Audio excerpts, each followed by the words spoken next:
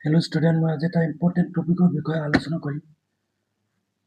টপিকটো হ'ল বহুমুখী জীৱৰ শ্ৰম বিভাজন আছে ব্যাখ্যা কৰা।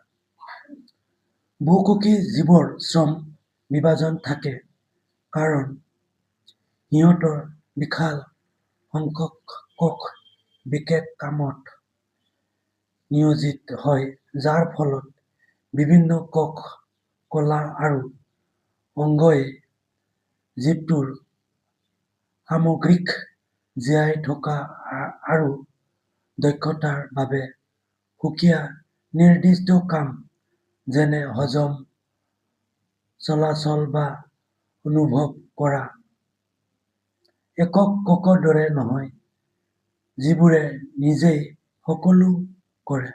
এতিয়া এনচাৰটো ধুনীয়াকে লিখি লোৱা।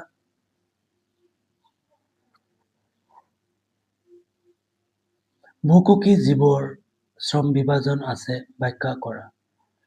উত্তৰ: বহুমুখী জীৱৰ শ্ৰম বিভাজন থাকে কাৰণ সিহঁতৰ বিশাল সংখ্যক কোষ বিশেষ কামত নিয়োজিত হয়, যাৰ ফলত বিভিন্ন কোষ কলা আৰু অংগই জীৱটোৰ সামগ্ৰিক জীয়াই থকা আৰু দক্ষতাৰ বাবে সুকীয়া নিৰ্দিষ্ট কাম কৰে, একক কোষৰ দৰে নহয়, যিবোৰে নিজেই সকলো কৰে। এতিয়া এনচাৰটো ধুনীয়াকে লিখি লোৱা।